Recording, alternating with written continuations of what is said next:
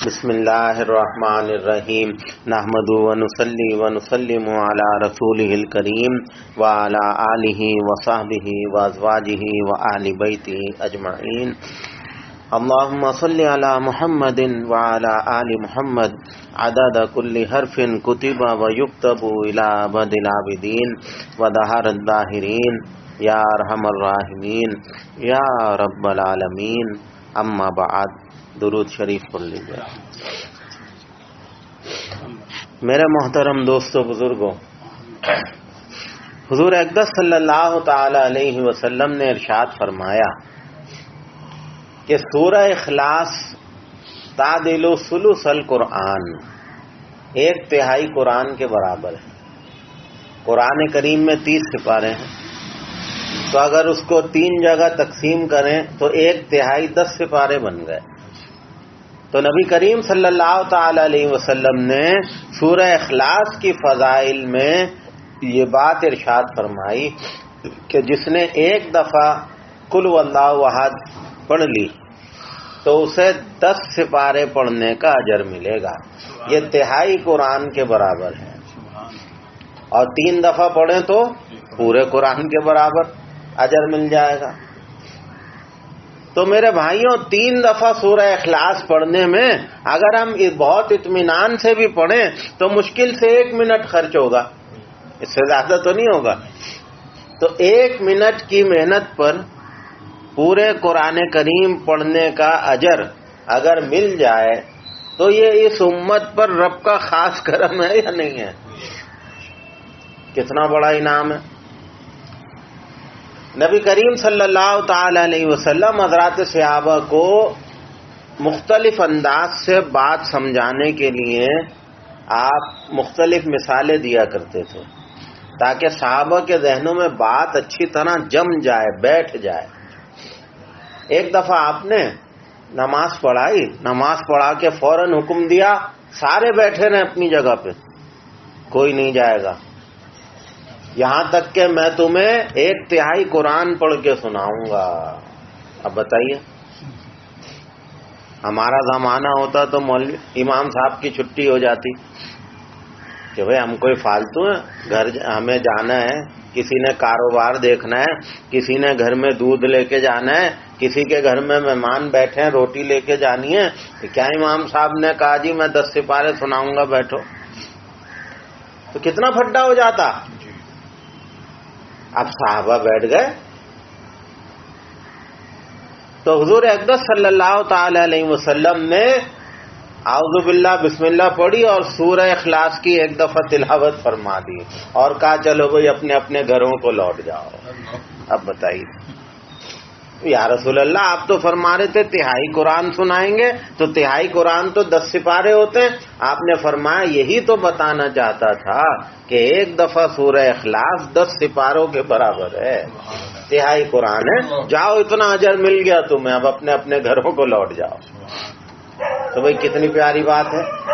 تو یہ نبی کریم صلی اللہ تعالی علیہ وسلم حضرات صحابہ کو سمجھانے کے لیے کبھی اس طرح مثال کے ذریعے سے بات سمجھایا کرتے تھے۔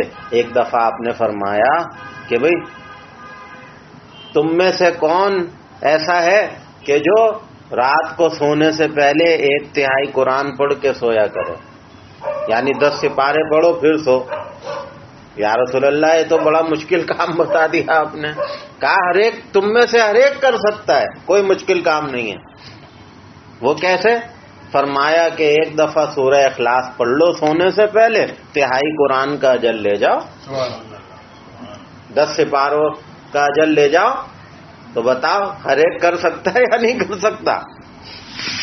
تو یہ نبی کریم صلی اللہ تعالی علیہ وسلم کے سمجھانے کا انداز اس ترتیب سے تھا۔ تو 3 دفعہ پڑھیں تو 1 قرآن کا اجر۔ حضور اقدس صلی اللہ تعالی علیہ وسلم نے فرمایا من قرأ قل هو اللہ احد 10 مرہ بنى اللہ لہ بیتا فی الجنہ، جس نے نماز کے بعد، ہر نماز کے بعد 10 دفعہ سورہ اخلاص پڑھی، اللہ جنت میں اس کا گھر بنا دیں گے۔ ہر نماز کے بعد جس نے سورہ اخلاص 10 دفعہ پڑھ لی، اللہ اس کا جنت میں گھر بنا دیں گے. من قرأ قل هو اللہ احد 20 مرہ، اور جس نے 20 دفعہ پڑھی ہر نماز کے بعد سورہ اخلاص، بن اللہ لہ قصرا فی الجنہ، اللہ اس کا جنت میں محل بنائیں گے. تو بھئی کتنا پیارا وظیفہ ہے. اب ہر نماز کے بعد جہاں اور دیگر دعائیں وظائف پڑھتے ہیں تو یہ پڑھ کے اٹھے. 10 دفعہ پڑھیں گے تو جنت میں گھر بنانے کی ضمانت، خوشخبری. 20 دفعہ پڑھ کے اٹھیں گے ہر نماز کے بعد تو جنت میں محل بننے کی خوشخبری. گھر چھوٹا ہوتا ہے، محل بڑا ہوتا ہے.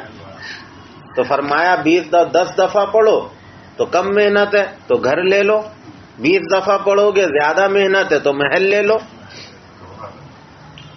اور فرمایا کہ جس نے دن یا رات میں، دن ہو یا رات ہو، 24 گھنٹے میں اس نے کسی بھی وقت 100 دفعہ سورہ اخلاص پڑھی اور 100 دفعہ سورۃ القدر انا انزلناہ فی لیلۃ القدر، یہ ملا کے دونوں صورتیں پڑھی، 100 دفعہ یہ اور 100 دفعہ یہ، اللہ تعالیٰ اس کی قبر میں آگے بھی نور کریں گے پیچھے بھی نور کریں گے.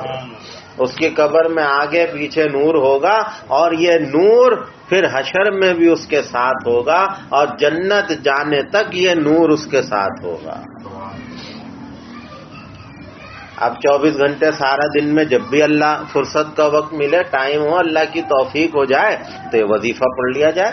100 دفعہ سورہ اخلاص، اسی کے ساتھ ملا کے 100 دفعہ سورۃ القدر پڑھ لیجئے. تو تھوڑی سی محنت ہے لیکن غور تو کریں، اگر ہماری اندھیری قبر میں اجالے ہو جائیں، آگے بھی ہو پیچھے بھی ہو، اجالے ہوں ہمارے آگے پیچھے، تو اور اس سے بڑا عمل، ہماری راحت کا سامان کیا ہوگا مرنے کے بعد.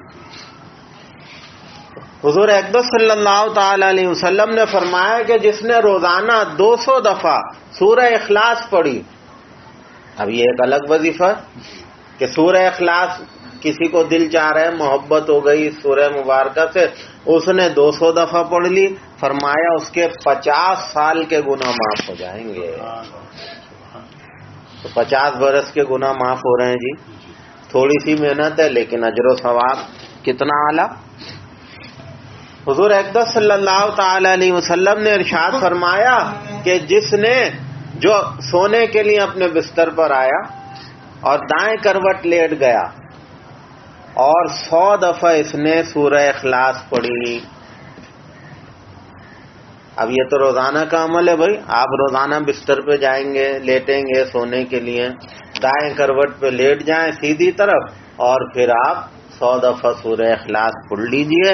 نبی کریم صلی اللہ تعالی علیہ وسلم فرماتے ہیں کل حشر کے دن اللہ اس بندے کی طرف دیکھیں گے، کہیں گے میرے بندے اپنی دائیں طرف نکل جا، وہیں تیری جنت ہے.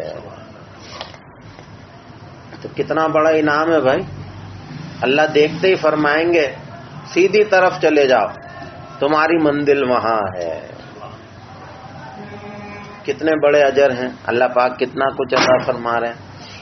ایک صحابی ہیں حضرت معاویہ ابن معاویہ المزنی رضی اللہ تعالی عنہ.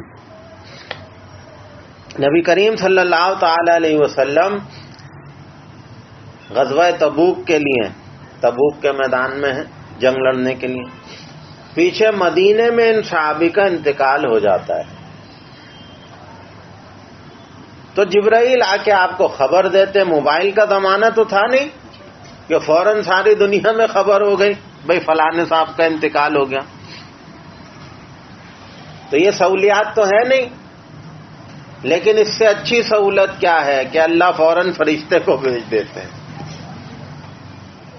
جبرائیل تشریف لے آیا، یا رسول اللہ صلی اللہ تعالی علیہ وسلم مدینے میں آپ کے صحابی معاویہ کا انتقال ہو گیا ہے، تو کیا آپ چاہتے ہیں کہ ان کی نماز جنازہ پڑھیں؟ تو بھئی یہ کیسے ہو، ہم یہاں تبوک میں ہیں، وہ مدینے میں، اتنا فاصلہ ہے، تو نماز جنازہ ان کی کیسے پڑھیں ہم؟ تو جبریل امین نے اپنا پر جو تھا وہ زمین پہ مارا تو اللہ تعالیٰ نے مدینے تک کے سارے پردے اٹھا دیے اور مدینے میں حضرت معاویہ کی رکھی جنازے کی چارپائی حضور کے سامنے آ گئی. اب تو جنازہ سامنے دکھ رہا ہے, اب تو کوئی رکاوٹ نہیں ہے. فوراً آقا نے فرمایا بھائی صفیں بناؤ. صفیں بنائی گئی, سب نے مل کے نماز پڑھی. نماز ختم ہو گئی تو پھر سے پردے آ گئے, منظر غائب ہو گیا. تو اب یہ کوئی ایسی بات تو نہیں ہے کرکٹ کا میچ انگلینڈ میں ہو رہا ہے, آپ یہاں سے بیٹھ کے دیکھتے ہو نہیں دیکھتے براہ راست؟ تو اگر آج سائنس اتنی ترقی کر گیا تو اللہ کے لیے مشکل تھا.